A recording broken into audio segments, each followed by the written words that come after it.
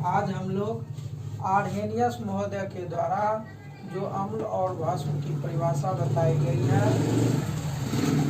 उसके बारे में हम लोग अध्ययन करेंगे। ठीक है, तो आइए, आर्हेनियस कौन है? तो यह एक रसायनज्ञ है। इसके बारे में थोड़ी सी संक्षिप्त जानकारी। रसायनज्ञ है, ये विभिन्न प्रयोग करके विभिन्न जानकारी हम लोगों को देते हैं। ठीक है, तो आर्हेनियस रसायनज्ञ का नाम है। उन्हीं के द्वारा अम्ल की जो परिभाषा दी गई है उसके बारे में हम लोग जानकारी प्राप्त करते हैं। अम्ल यानी एसिड, उनके अनुसार वह पदार्थ जो जल में घुलकर हाइड्रोजन आयन देता है उसे अम्ल कहते हैं। कौन चीज देता है?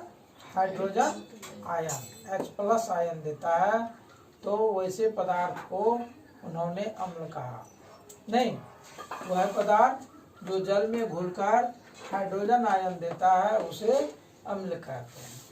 नहीं, एग्जाम्पल के तौर पर HCl हाइड्रोक्लोरिक अम्ल, H2SO4 सल्फ्यूरिक अम्ल, HNO3 नाइट्रिक अम्ल, CH3COOH एसिटिक अम्ल, ये सभी पदार्थ अम्ल है। क्यों अम्ल है?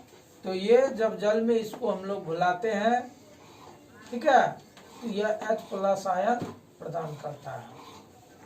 HNO3 जिसको नाइट्रिक अम्ल कहा जाता है, यह भी जब जल में घुलता है तो H+ आयन देता है। H2CO3 कार्बोनिक अम्ल, यह भी जल में जब घुलता है तो H+ आयन यानी हाइड्रोजन आयन प्रदान करता है। देखिए, यहाँ पर एक चीज नोट करने योग्य है कि जल में H+ आयन जो होता है वह स्वतंत्र रूप में विद्यमान नहीं होता है। यहाँ से ऑब्जेक्टिव आता है कि हाइड्रोजन आयन जल में होते हैं, स्वतंत्र नहीं होते हैं, स्वतंत्र होते हैं, हाइड्रोनियम आयन के रूप में होते हैं।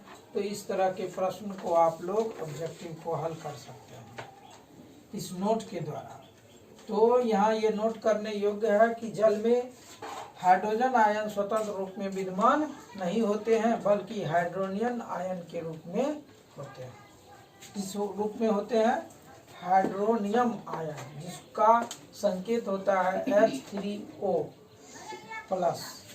नहीं, ये हाइड्रोनियम आयन के रूप में विद्यमान होते हैं। किसमें? जल में। तो ये जानकारी अम्ल के बारे में आर्हेनियस के द्वारा दिया गया है। इसका ये एक बार रिवीजन कर लेते हैं ताकि यह याद रह जाए। अम्ल वह पदार्थ जो जल में घुलकर हाइड्रोजन आयन देता है उसे अम्ल कहते हैं। नहीं, जैसे HCl, H2SO4, HNO3, CH3COOH आदि सबका नाम भी है। HCl को हम लोग हाइड्रोक्लोरिक अम्ल कहते हैं, H2SO4 को सल्फ्यूरिक अम्ल कहते हैं, HNO3 को नाइट्रिक अम्ल कहते हैं और CH3COOH को एसिटिक अम्ल बोलते हैं। ये देखिए, H+ आयन दिया हुआ है जल में घुलाने पर। नहीं, ये कार्बोनिक अम्ल है H2CO3।